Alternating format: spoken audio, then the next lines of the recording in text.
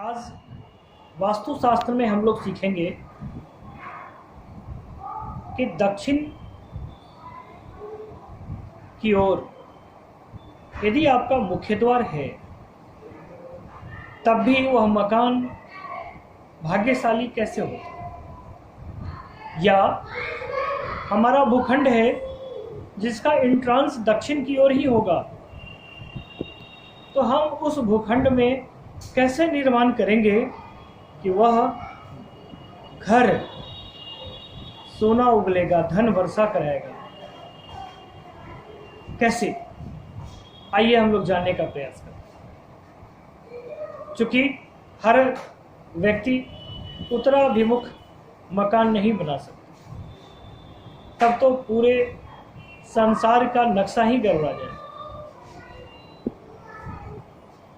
किसी भी दिशा में घर बनाने की वास्तुशास्त्र में मनाही नहीं है। किसी भी दिशा में आप घर बना सकते हैं। बस समझना यहाँ आवश्यक ये है कि जब हम निर्माण कर रहे हों तो वास्तु निर्माण करने के समय में वास्तु संरचना कैसी होनी चाहिए, ये समझना बहुत आवश्यक है। क्योंकि हर दिशा में मुख्य द्वार का व्यवस्था है। प्राचीन काल में जब राजा महाराजा घर बनाते थे तो उनके घरों में 10 द्वार हुआ करता था। चक्रवर्ती सम्राट कहलाते थे। उसकी कहानी किसी दिन अन्य वीडियो में मैं बताने का प्रयास करूंगा कि 10 द्वार बनाने पर क्या होता है। याद रखना है कि जब दक्षिणाभिमुख घर का निर्माण कर रहे हों तो आपको उत्तर की दिशा में किसी भी तरह का शौचालय का निर्माण नहीं करना। यदि संभव हो सके तो उत्तर पूर्व में एक बरामदा का निर्माण कर देना है, जहां से केवल पॉजिटिव एनर्जी आपके घर में आएगी। और किसी भी सूरत में दक्षिण की तरफ बड़ी बड़ी खिड़कियां नहीं होनी चाहिए। भगवान सूर्य जब उदित होते हैं तो आकाश मार्गी होकर के वे दक्षिण से पश्चिम की ओर प्रस्थान करते हैं। मैंने आपको बताया ही था कि पृथ्वी अपने अक्ष पर घूमती है, जिस कारण ऐसा प्रतीत होता है। लेकिन जब वह अपने अक्ष पर घूमती है तो ऐसा ही होता है।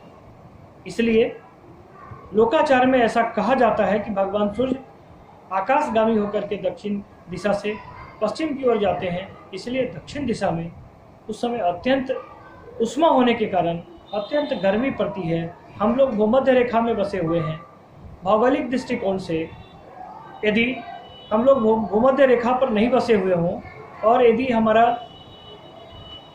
मकान ठंडे प्रदेशों में हो तो वहाँ यह वास्तु दोष नहीं माना जाता।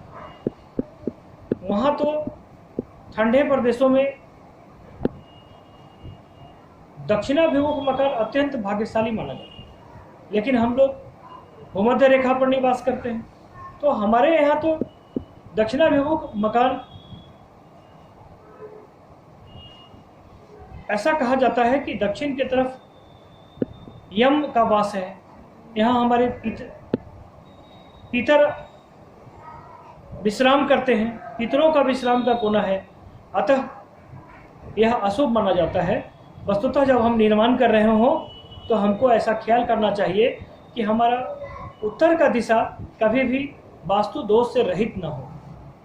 यदि हम अपने उत्तर के दिशा को वास्तु संपन्न रखेंगे तो दक्षिण का मुख्य द्वार सोना उगलेगा, धन वर्षा कराएगा। आज के वीडियो में इतना ही। फिर नई ऊर्जा के साथ हम आपका हौसला अफजाई करने के लिए कल फिर उपस्थित होंगे। जय जानकी मैया।